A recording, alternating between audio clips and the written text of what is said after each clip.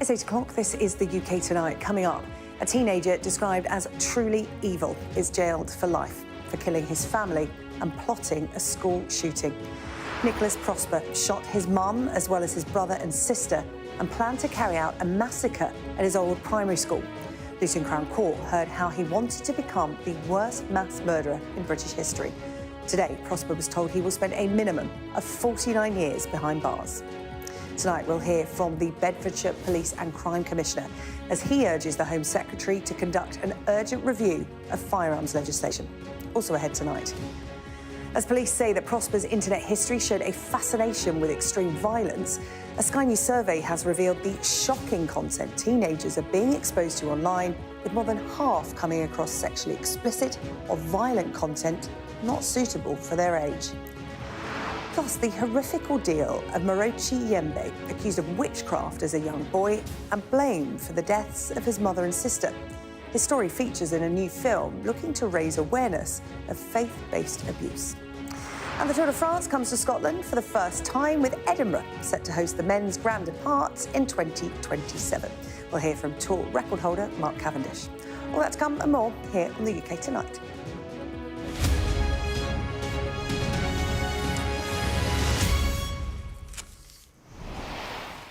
But before we get to those stories this evening, we're going to start with some breaking news coming from Blackpool Police. A manhunt is underway in Lancashire this evening. This is after a prisoner on his way to court escaped from a prison van on the M55 motorway. We have this statement in from Blackpool Police, which says, we need your help finding wanted Jamie Cooper, the man you see on your screen here.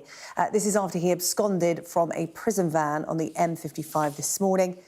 At 8:54 a.m, we received a report of a man absconding from the vehicle conveying prisoners to Lancaster Magistrates Court. This was reported to have happened near to Junction 2 near Catforth. The man has been identified as 33-year-old Jamie Cooper from Blackpool. We are now appealing for your help to trace him. Cooper is 5'7", of a medium build with short cropped hair, and he is thought to be wearing a blue coat, blue jeans and black trainers. Blackpool Police go on to say, we know that this may be concerning to hear about, but we want to reassure you that incidents like these are extremely rare in Lancashire, and it is something we are taking incredibly seriously.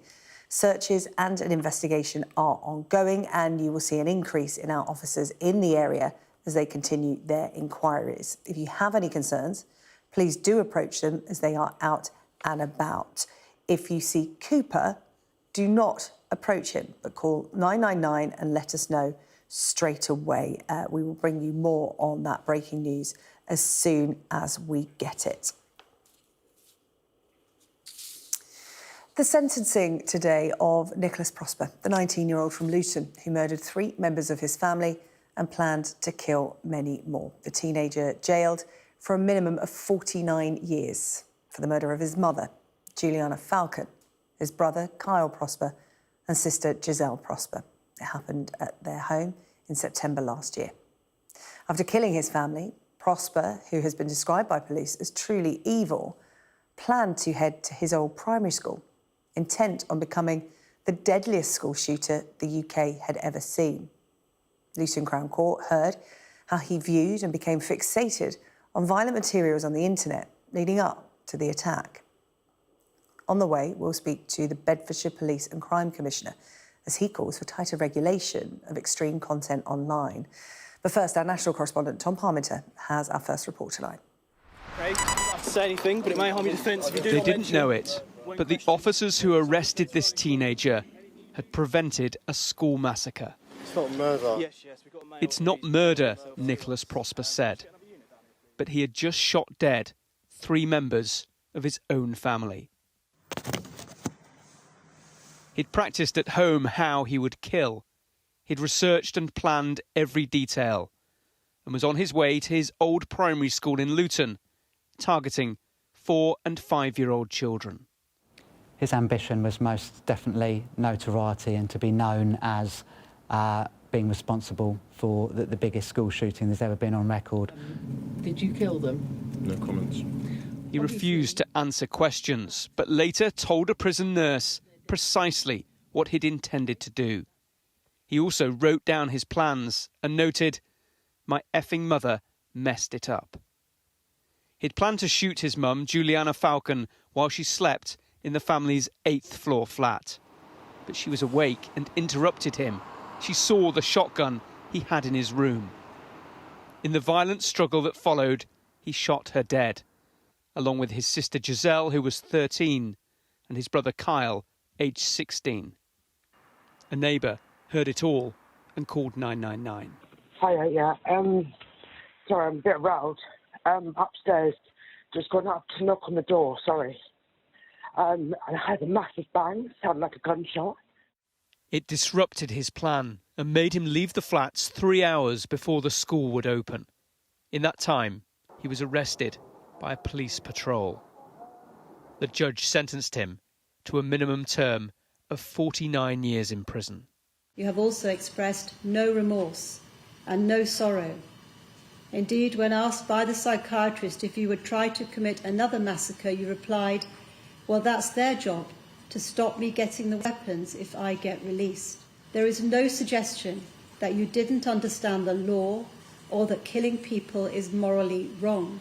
You just didn't care. Inside court, his father was in tears. A senior police officer read a statement on his behalf. He had completely isolated himself from us over the past year, and we had no knowledge of his intentions. He was described here as truly evil and lacking in any remorse or empathy. It was his mother's intervention that denied him the notoriety he craved, and he'll be in his late 60s before he's eligible for parole. School safety has been reviewed across Luton. Downing Street described it as an appalling case that will prompt a review of how young people can so easily become fixated with extreme violence online. Tom Parmenter, Sky News, Luton. That's a truly disturbing case. Tom joins me now from Luton Crown Court. And Tom, how did events unfold in court today? Prosper was in the courtroom for sentencing, but at the start of today, that was in some doubt. Yes, he had to be hauled in by the judge. He had initially refused to come to court for the final part of his sentencing hearing, but she made him attend. He was made to be in the dock. He refused to stand at the moment that he was sentenced, but he was there listening to all of that laid out in court. He avoided a whole life tariff, but has still received an extremely long minimum term that he must serve before he's eligible for parole. And it is a hugely troubling case. We've spent time in recent weeks talking to some of the parents at that particular primary school, and of course, enormous anxiety around what had been planned and also a degree of relief that it was thwarted. But it raises very serious questions. He failed primarily, as we said in that report, because of the actions of his mother and also the actions of those police officers who apprehended him before he got to that school. But it is a case that leaves the question, how does an 18-year-old, as he was then, get to that point, ready to commit a school massacre? Well, the answers lie online. And he was able very easily to find all the information that he needed over many months of planning. He found the manifestos of other school killers from around the world, and these were not hidden away on the dark web somewhere. They were easily accessible on the surface web, and Bedfordshire Police have told us that that really needs to be addressed as a priority. And it's not just down to police forces. They are on their own not capable of sorting that out. They need the assistance and cooperation of governments, of tech companies. It is a big problem to try and solve. The leader of Luton Council said today that she hopes that it serves as a catalyst for a national conversation around school security, access to firearms and internet site regulation. It was very notable today in court and outside here on the steps of just the steps that the police and the prosecutors took to try to not give Nicholas Prosper what he wanted, that notoriety. They were very sparing in the number of times they actually used his name. They wanted to focus on the victims, those 3 family members that he murdered. And it is a case that was something of a dilemma for them, as should they really release every detail of this plot that he had put together. But they did so because of the very serious consequences that this can have if it's not addressed, if those issues around what is on the internet freely available and gun regulation, what the consequences could be. It is a family tragedy, this story, a dreadful circumstance, but we know, and everyone here knows, that this could have been so much more serious. Tom, thank you. Tom Parmenter there in Luton for us tonight. Well, the Home Secretary said today that Nicholas Prosper's murders exposed deep and long-standing weaknesses in private firearms sales. Earlier, I spoke to the Bedfordshire Police and Crime Commissioner, John Tizard, and asked him just how the 19-year-old was able to get hold of the murder weapon so easily. He was able to get hold of a shotgun because he faked a certificate which was sufficiently... he faked a certificate which gave the seller of the gun the impression that he was entitled to make a purchase. And that clearly is a flaw in the law. He clearly broke the law by faking a certificate because he was not entitled to hold a gun license. But I think we have to have a major reform of gun legislation, and particularly around sales and the exchange of guns. You've written to the Home Secretary about this, talking about what you see as serious shortcomings in the current law. I mean, the law was heavily criticised in England and Wales by a coroner in the wake of the mass shooting in Plymouth, Jake Davison killing his mother, his 3-year-old daughter. They asked for new firearms training. They also asked for those applying for a gun licence to also provide medical information to police. So stronger measures have been asked for. What is it you're asking the Home Secretary for? I mean, at the moment, if you apply for a gun licence, you have to have a medical certificate, and the police carry out background checks on you. And that has to remain in place. It may need to be tightened as well.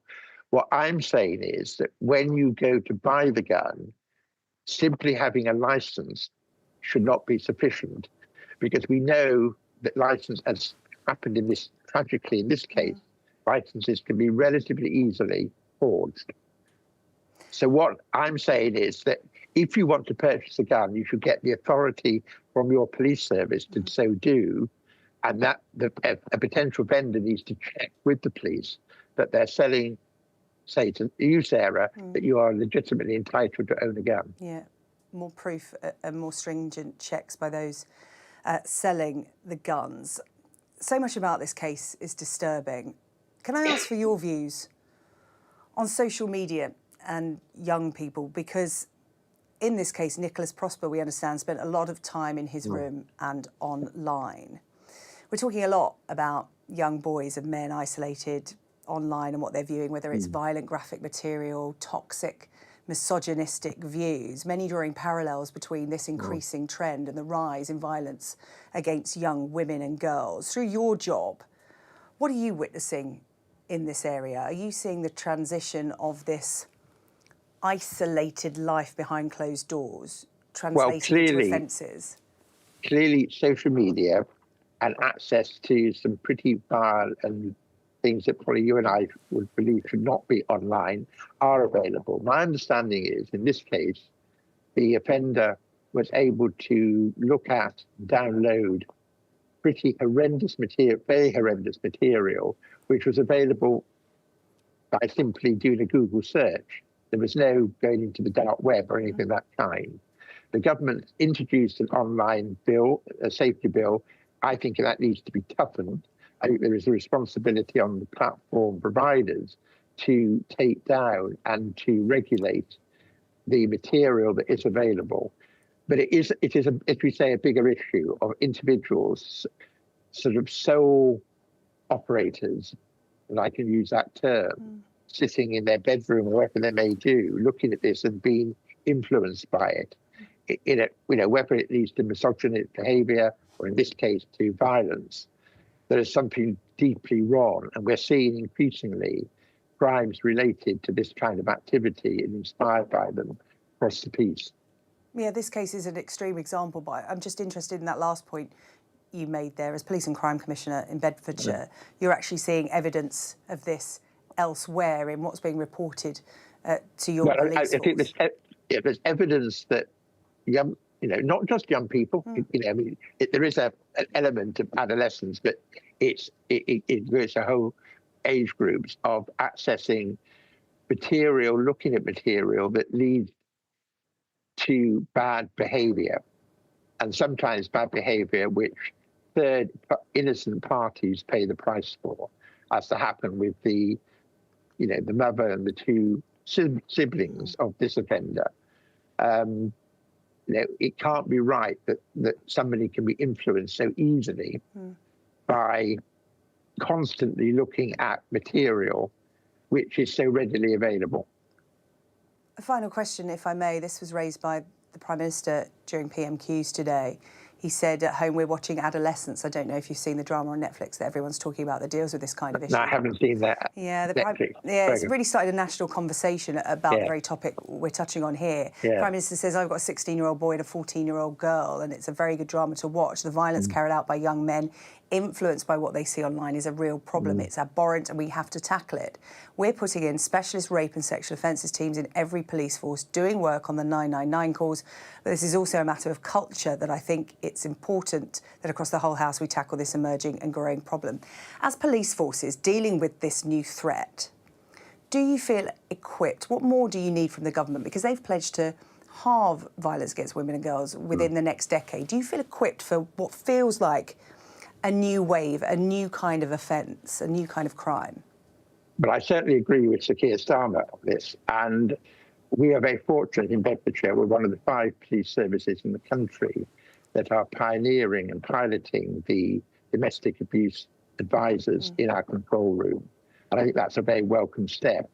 We've got extremely professional and very capable police officers who specialise in these areas, but we need more resources and always want more resources. And we need to be a step ahead of the criminals and a step ahead of those who are promoting this material online and elsewhere. John Tizard, Bedfordshire Police and Crime Commissioner, really appreciate your time tonight. Thank you so much. Thank you. My pleasure, Sarah. Thank you. Bye. Well, the court today heard Nicholas Prosper's online history revealed a fascination with extreme violence, with police saying it's hard to believe that the material he accessed is readily available on the internet. It's not even the dark web. Well, it comes as a Sky News investigation finds that teenagers are routinely being exposed to inappropriate material online, with some saying it appears unprompted and pops up randomly. An exclusive survey for Sky News found 55% of Year 10 students, that's kids aged between 14 and 15, had seen sexually explicit or violent content online. Half of them said it always or usually came up on social media apps without them searching for it, suggested that it's driven by algorithms. It also highlighted the scale of so-called doom scrolling, with 4 in 10 teenagers saying they spend at least 6 hours a day online. And in a really concerning finding, 3/4 of under 16 said they had been contacted by strangers through social media and through online gaming. Our political correspondent Tamara Cohen joins me live now from Westminster. Tamara, you've been looking into these findings. They're really concerning. You've also been talking to, teenagers affected. What's the overall picture here? How concerned are young people by this? Because we know parents are concerned. That's right. So it makes a pretty disturbing reading. This is a survey of over 1,000 teenagers in the Darlington area at local schools, most of them in Year 10, aged 14 to 15. And they have been saying what they are really seeing, whether it's violent content, sexually explicit content, people being bullied and having videos shared of them online. And yes, very concerningly, the number who say they have been contacted by strangers. And they really wanted their voices heard. I met some of them on Friday who had done this survey, and they said that while this is being intensely discussed by parents and campaigners and MPs, they wanted to talk about some of the things they'd seen, particularly saying that some of this content just came up without them searching for it. Some of them admitted to sometimes putting in an older age than they were, but even those who had put in their actual age said that they still saw it. And although they didn't want their smartphones or social media to be banned, interestingly, way more than not, over half wanted restrictions to protect under 16s from this kind of content. Now, we sent the findings of this survey to Peter Kyle, the Technology Secretary, and what he said is that these testimonies show that for too long, harmful content has been easily accessible online in places where children should feel safe. Now, at the moment, the Online Safety Act, which was passed by MPs over a year ago, is being implemented so that this sort of content should not be seen by teenagers. But the Technology Secretary said that is not the end of the conversation, and we are prepared to go further to keep children safe. Now, the tech companies always say that they take these issues very seriously, that there are privacy settings to protect younger teenagers from this content. But when you hear findings like this, a lot of MPs are now saying it's time to go further and look at how better to protect young people from the things that they're seeing online. Tamara, thank you. Tamara Cohen talking about the findings there for that exclusive survey for Sky News. Makes for disturbing reading for parents and, it seems, children as well. To discuss this, I'm joined now by Nova Eden, the North London lead at Smartphone Free Childhood Charity, and Rebecca Kramer, a former head teacher and now the chief executive of the education policy platform Reach Schools. Ladies, thank you so much for coming in to the studio tonight. I really appreciate your expertise and your thoughts on this issue that really is a national conversation at the moment. It's been gathering momentum for some time, but for so many reasons. This week, this survey, adolescents, I don't know if you've been watching it on Netflix, Gareth Southgate talking today about misogyny online and, you know, the impression it's making on young people. It really does feel like so many voices are contributing to this discussion at the moment. Rebecca, as a former head teacher, I just want to ask you about the survey findings and what you've made of them, because even children are now starting to go, what we are seeing online is not OK. We need to be better protected. Yeah, absolutely. And I think that the survey findings are not surprising, unfortunately, based on my experience of running schools where we've always banned smartphones in our school, and we would call for the government to take a really clear line on banning smartphones in schools. We think that children deserve to learn in an environment that is distraction-free, and smartphones are a huge distraction. However, what this survey shows is that it's not that simple. Children are accessing this content that is unregulated, is driven by algorithms, is hugely damaging in their bedrooms, in people's homes. And so we do need a much wider conversation on this, and we do need the government to take a much clearer stance on this to equip and empower parents and schools to be able to make bold decisions around these things. Yeah. Nova, a growing number of schools are doing their part in banning schools. You speak to most schools now, and if they haven't banned them, they've certainly got a mobile phone policy. Parents are more alive to the issue than ever, and I know that your movement is part of that, to have the discussion between parents and schools in terms of keeping children away from smartphones. But we've been hearing a lot today. Technology companies need to do more. We know the Online Safety Act is coming in, but I heard it said earlier on this channel today that actually technology companies can do it like that. If you're streaming a sports event illegally, for example, that is taken down in moments.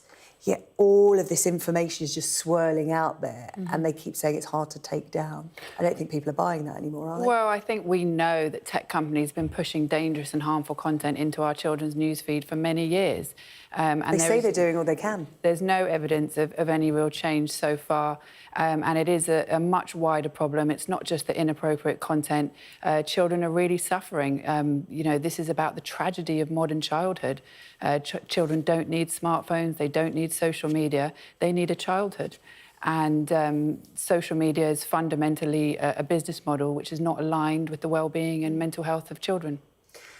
Doom scrolling was mentioned in the survey, and so many parents will say, it's OK, my child has a smartphone, has all the parental controls on it. But perhaps what needs to be talked about in the same breath is the addictive nature of phones. And we know it as adults, we all do it. I'll lose myself down a few rabbit holes and have wasted an hour of my time. So for a young, impressionable mind, that's really important as well. I'll come to you on that, Rebecca. Yeah, I think, you know, smartphones are designed to be addictive, and we're giving our children these addictive tools in their pockets 6 every hours single a day, day. some children telling us. Even more, I would say. I think that's probably a conservative estimate. And we are kidding ourselves that we can educate our children, whose brains and bodies are not yet fully developed, to cope with this highly addictive thing that, as you've just said, we are also struggling with as grown-ups. And sometimes we hear people talking about, you know, we teach children how to have healthy relationships and how to avoid drugs and alcohol, and we can kind of do those things. But it's not the same. It's not the same as teaching a child about something that we are fully aware of ourselves. Someone said to me the other day, you know, we talk about teaching a child to cross the road and doing that safely. This is like trying to teach them to cross a motorway in the dark with fireworks in their pocket. Yeah. It's just not doable. And we need to take a much clearer stance which says smartphones have no place in childhood and no place in schools. Because, Nova, even the bits that you think may be OK, I mean, we have been focusing on the inappropriate content, the violent content, the sexually explicit content. But we're also talking about content that encourages misogyny. And that is not as blatant. So we see that happening a lot with young boys, the influencers who talk to them like they're mates, and they're not overtly saying bad things, but it's subtle. It's subtle, isn't it? It's almost like grooming. And also with young girls, the health advice, the skincare advice, the diet and body image, all of that's wrapped up in it as well. And perhaps parents aren't as alive to that as they are to the strangers getting in touch on gaming or the, you know, the sexually explicit images. Absolutely, but I do think that parents are becoming much more aware now with the, everything that's happening. But what we really need in this country is our government to step up, because all around the globe, governments are taking decisive steps to remove smartphones from schools and to prohibit social media for under 16s. Where's it being done at the moment, where it's being effective? Because this is still new. Even those countries that are implementing measures faster than the UK, it's still very new, isn't it? It's new territory. Yes, it is very new, but in Ireland and Australia, they just banned social media for under 16. The Irish Health Minister recently said that this is a public health emergency, and I completely agree. We need our government to take decisive steps to protect children. We can't expect them to self-regulate. These devices are designed to be highly addictive. We know that there are an array of problems that are happening because of social media and smartphones, which have all been correlated to excessive screen time and excessive use. And we really need to make meaningful, accelerated change for our children and reclaim childhood. Yeah, Rebecca, it's going to take time, though, isn't it? Because in the education system, you can do all you can to ban phones throughout the day, but when those children leave school and they go home, their parents might be more relaxed about smartphones. They might be on their own for large parts of the evening because parents work. They're gaming, so that's how they actually socialise now. You don't see kids out in the street playing. They socialise through gaming. So it's going to take a while for it to be coherent, if it ever does become coherent. And cultural change always takes time, doesn't it? Yeah, I think that's why it's so key that the government take a lead on this. Like, I don't think parents are relaxed about their children seeing harmful content. I think that it's just a very challenging thing, raising children, and everyone is trying to do their best and make great decisions, and no one wants their child to feel left out. And, you know, we're grappling with a really complex issue. As we heard in this survey, children don't always raise their concerns. So you may talk to your... I feel like I talk to my children a lot. I've got a son who's 11. We have conversations all the time about social media, about all sorts of things.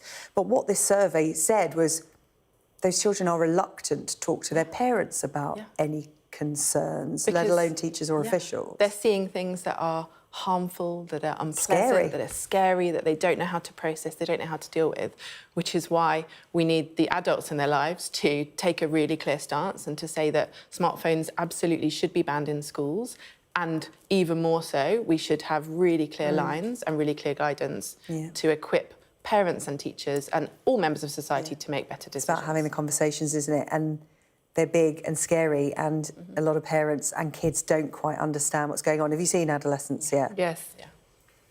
I haven't seen it yet, and I must admit I'm a bit nervous too. Yeah.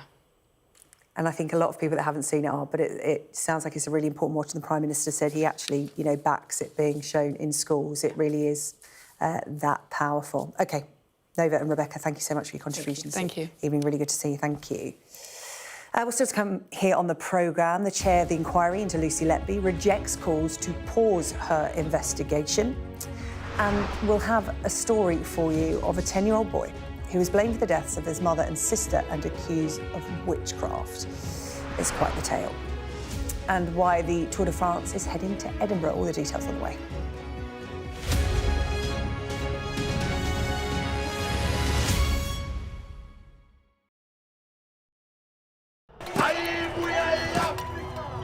It's like a football final with only one team on the pitch. This isn't just a call to vote, but a call to remember. The freedom fought for by the African National Congress. I'm Yusra Al-Bagher, Sky's Africa correspondent based in Johannesburg, South Africa. A cyclone and 2 burst dams wiped out hundreds of generational homes. This was the second dam that the floodwaters hit before it tore into Derna. We are in the heart of Nairobi, and we're watching as protesters were heavily tear gassed. The sheer fearlessness and persistence of these guys is astonishing. We help you understand the world with us.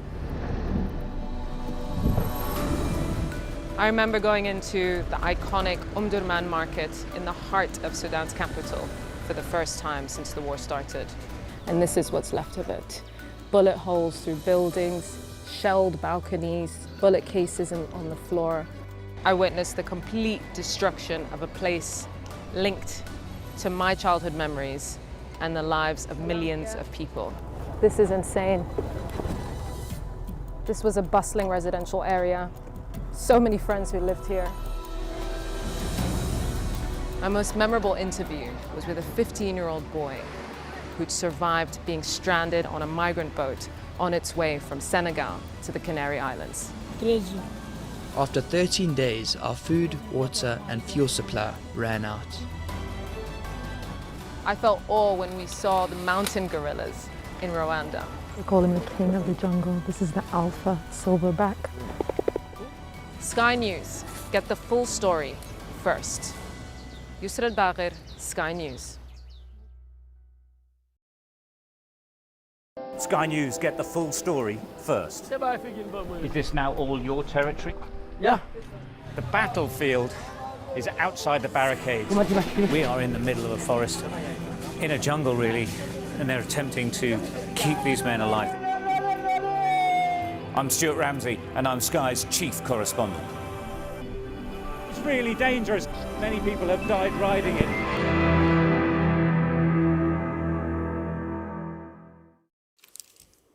The chair of the public inquiry into the crimes of Lucy Letby has rejected calls for her investigation to be paused until a review of the former nurse's convictions is completed.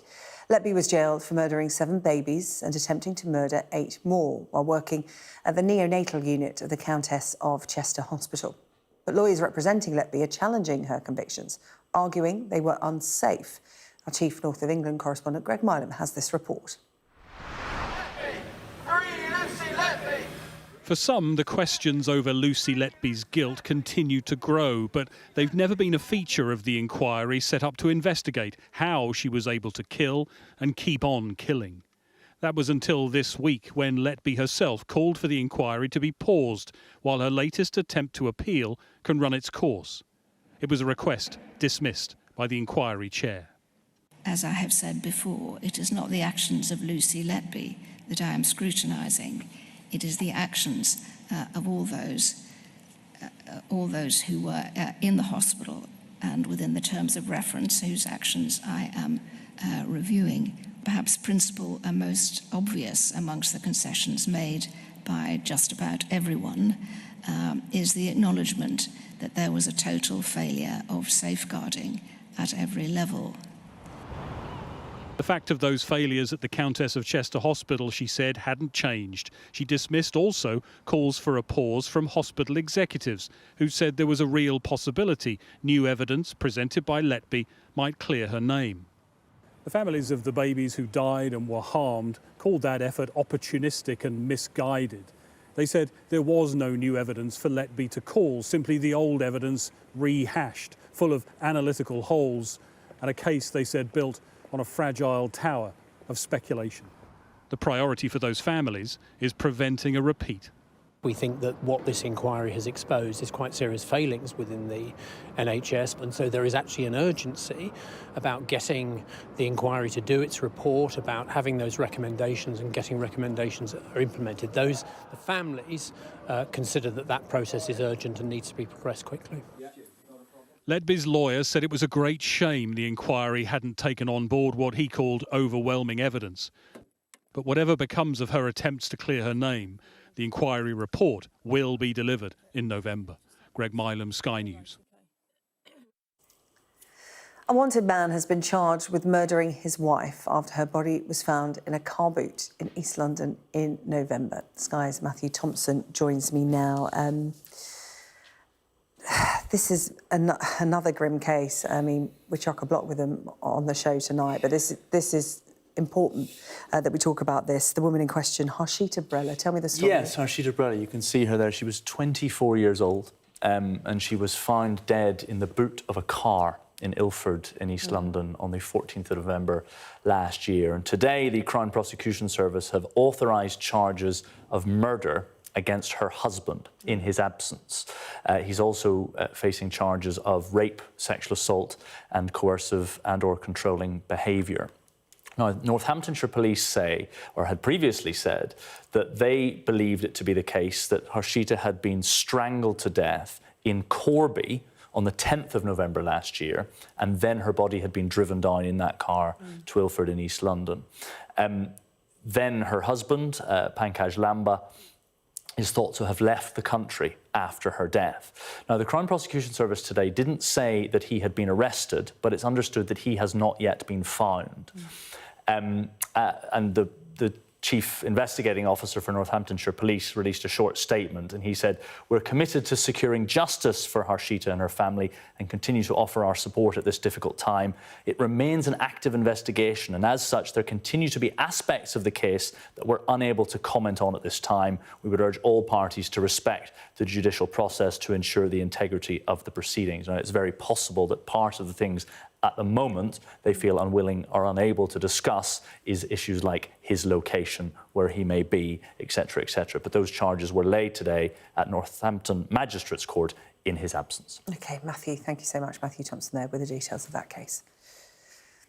Still to come here on the UK Tonight, we're going to hear from a man who was accused of being a witch. This was when he was just 10 years old. He was blamed for the deaths of his mother and sister. His story is part of a new film to raise awareness of faith-based abuse. His story after the break.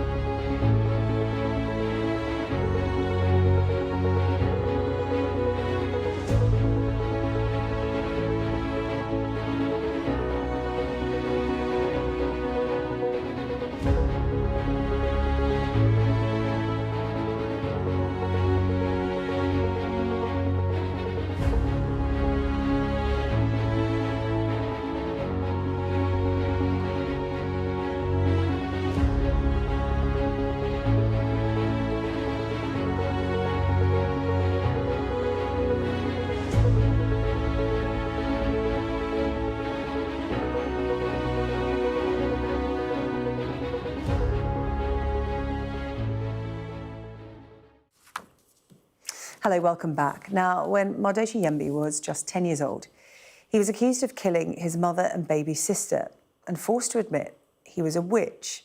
He'd moved to the UK 2 years earlier after his mother's death in the Democratic Republic of Congo. He was settling into life in a new country when a relative, having bad dreams, sought the advice of a pastor. The pastor claimed the dreams were the result of kindoki, a Congolese term for witchcraft, and said Mardoshi was to blame. His story has now been detailed in a new film, Kindoki Witch Boy. We can take a look at it now. You stay away from us, you hear me? We don't want nothing to do with you. Who's next, please? Why you choose to be a witch? Keep your evil away from us, you understand? Pray for deliverance for those in the clutches of Satan. A servant of Satan is in your home. It is a boy. Well, Mardoshi is with me in the studio now, and I'm also joined by the film's director, Penny Walcock. Hello to you both. Hello. Mardoshi, I'll come to you first. Your story is an incredible one. It is also harrowing. What happened to you as a young boy, just 10 years old, coming to a strange country and essentially being accused of being possessed by the devil. Talk to me about what that was like. I mean, I can't even imagine, but perhaps you can describe to me what that was like as a young boy, because this was extended family, right? Yeah. I remember because when I came in the country, I know what kindoki was. I seen it happen to other young people in Africa, so I didn't think that would happen to me once. But once it did happen to me, I was like, whoa, this is serious. This is real. But I never actually understood what was witchcraft.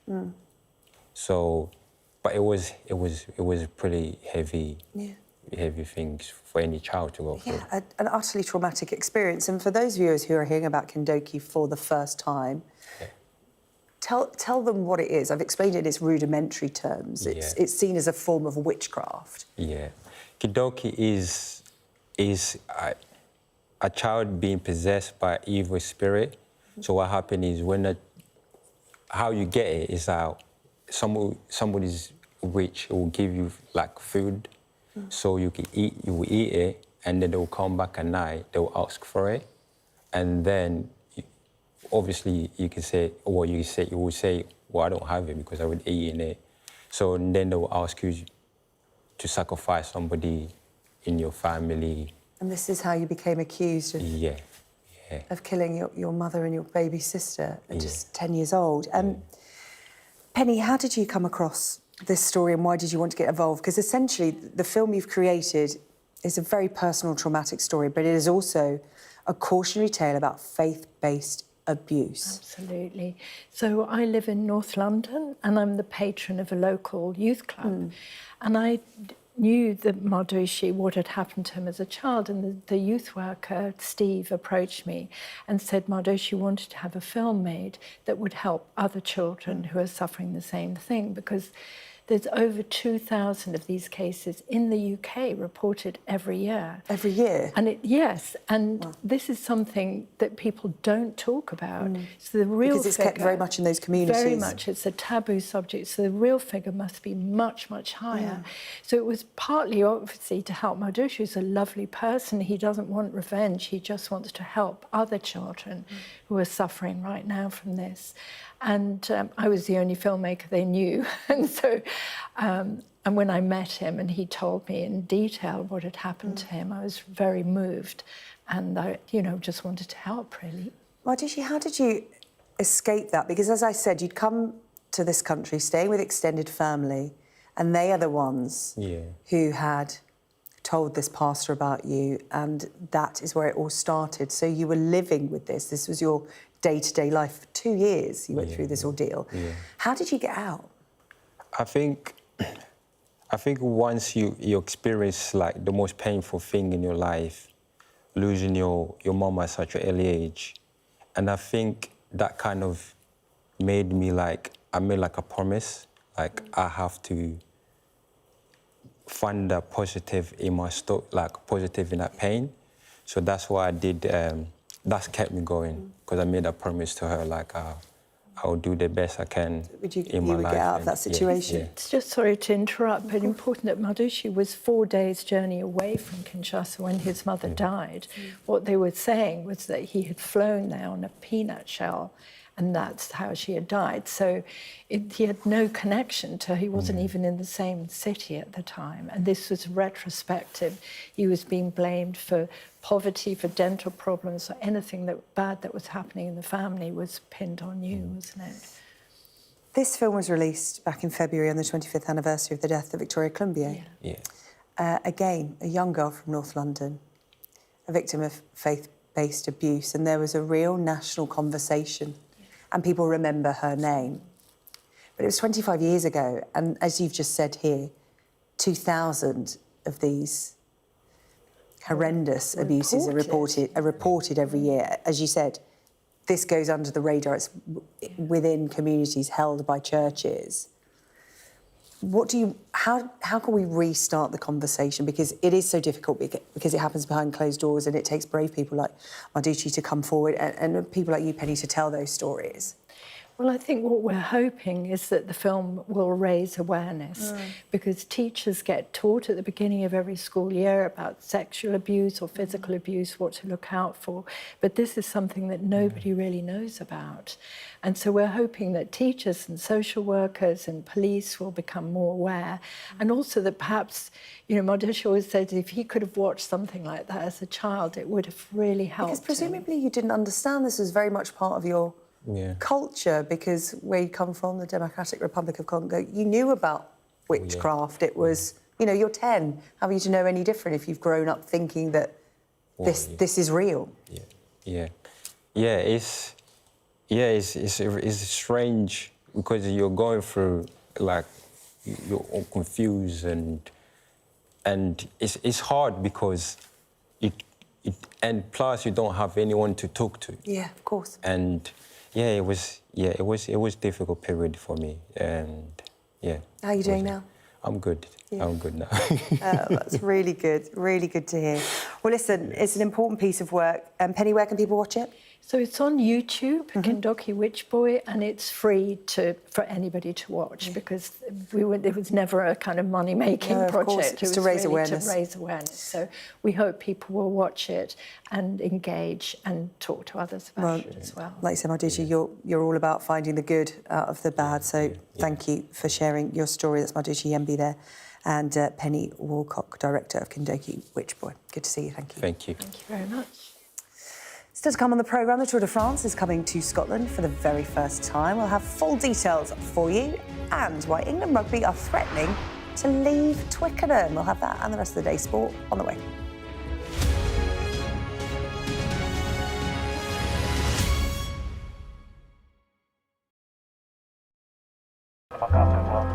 The only way to Gaza for us right now is with the Israeli military. The IDF had brought us in to show us a tunnel network under a residential neighbourhood. The length of time it must have to have created these tunnels must have taken years. At the end of the day, it's war at the top. It's war down here. I'm Alistair Bunkle, Sky's Middle East correspondent based here in Jerusalem. As we were filming, there was a gun battle in the next street. This neighbourhood, the Israeli military say, was the stronghold of Hamas's Rafah brigade. It was just after 6:30 a.m. when the first shots were fired. I remember everything. It was a day that I don't think I'll ever be able to forget. There's no moon, perfect conditions for smugglers and human traffickers trying to move fuel, weapons and people. The valleys in between, they're some of the main smuggling routes. After days of negotiation, a major smuggler here has agreed to meet us. The families that we've spoken to of people who have died trying to cross into Europe, they say you're a murderer. Are you a murderer? No. Sky News, get the full story first. Begum was 15 when she left East London with 2 school friends to join Islamic State in Syria. Do you feel that you have committed a crime to the extent that you should serve time in a British prison? I mean, I feel like the only crime I committed was coming here. If you can't take the heat, get out of the kitchen. I can take the heat. The second thing that Harry Truman said, you know, was in politics, if you want a friend, get a dog. My children will love a dog. In Tel Aviv, a constant streak of interceptions filled the night sky as waves of missiles came in. It appears to be a very, very large and sustained attack on Israel. Play Sky News. From the Sky News Centre at 7. Now that you're up to date, we can go into a bit more detail. Things can change incredibly quickly. Taken by surprise. Have you ever known a moment like this in British politics before? Yes. Cheers. We'll start with breaking news. Let's get the latest on the ground. So, by the end, we'll hopefully all understand what's going on in the world just that little better.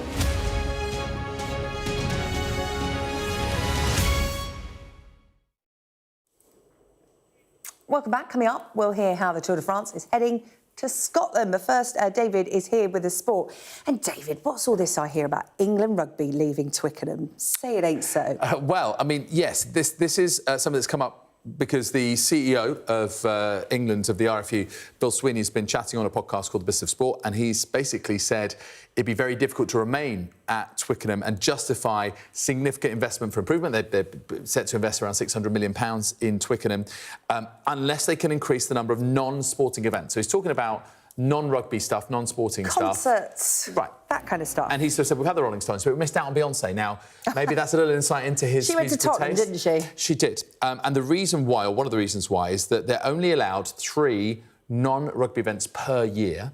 Oh. Only 2 consecutive nights, and only 1 can be on a Friday. Why is that? So, because they're the council rules. That's what the council have set out. And so Bill Sweeney has said, well, hang on, we're plowing all this money into renovating the stadium in 2027, you've got to help us out here and just maybe loosen those licensing laws a little bit. Because, as you mentioned, you know, seeing this happening with Wembley and with Tottenham, but Sweeney has said that, you know... Manchester United got big plans to do it, haven't they? Yeah. Birmingham, Milton Keynes, apparently, according to Bill Sweeney, would also be very interested in having them there. I mean, it would be, let's be honest, a huge shock to see them ditch Twickenham because it's been, the home of rugby for more than a century.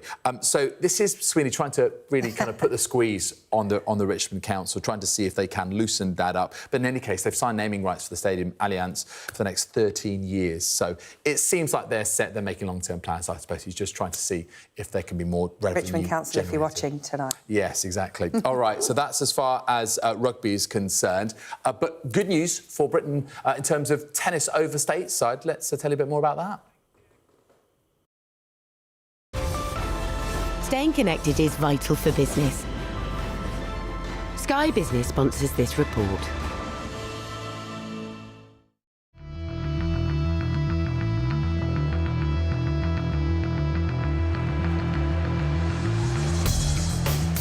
It's no secret Wenger needs world-class defenders. Dozens of clubs are sure to be keeping an eye on Campbell's contract talks. Arsene always had to identify the talent. It was never my decision because he had to coach them, he had to motivate them, he had to train them, and I have actually executed his wishes. Once we knew that Sol Campbell could be available, then we had to go into overdrive because he was such a prized possession. Arsenal's history, we were trying to win trophies, and by adding Sol Campbell to that defence, it meant that we were going to win more trophies, because he was that much of a good player. If you want to be successful at club level, then you've got to keep your best players, and Sol Campbell, without a shadow of a doubt, is one of those. Obviously, it's so important to the team. I mean, Sol's a great player. I'm sure if Sol was put up for sale, then every club in the world maybe would want Sol Campbell in their team. Sky Business sponsors this report. Now, staying with a bit of sport, the Tour de France. Don't worry, we are staying in the UK while we talk about the Tour de France.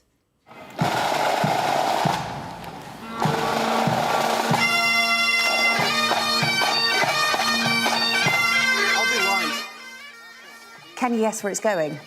Can you? The elite race, returning to the UK in 2027 for the Grand Depart, and it's going to start in Edinburgh for its first ever Scottish leg. Stages for the men's race and the women's Tour de France Femme will also be held in England and Wales. It's the first time both the men and women's races have taken place in the same country outside of France. Now, organisers expect millions of fans to line the streets for these events. Excitement already high amongst some of Britain's best cyclists. Oh, it's wonderful. It's amazing. Twice in my career I was able to do the Grand Départ of the Tour de France, the biggest annual sporting event in the world, here in the UK. One time was that incredible start in 2007 in London, and then even got beaten by Yorkshire in 2014. The amount of people that are out watching, supporting, embracing the spirit of the Tour de France, the amount of people that were riding bikes because of it and watched it because they were riding bikes it's amazing. Yeah, the Tour de Yorkshire was something extremely special. Mark Cavendish talking to us a little earlier today.